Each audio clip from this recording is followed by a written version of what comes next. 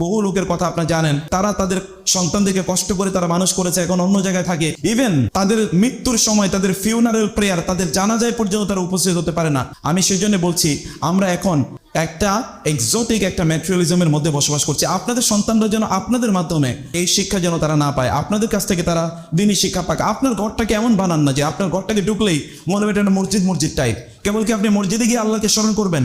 আপনার ঘরটাতে ঢুকলেই যেন মনে হবে যে এটা যেন একটা মাদ্রাসা টাইপ। একজন ঢুকলেই মনে হবে যে এটা তো দেখি একটা ইসলামিক একটা এনভায়রনমেন্টে আমি প্রবেশ করেছি। যিনি আসলেন তিনি আপনার ঘরে ঢোকার পর একটা দাওয়াত পেলেন।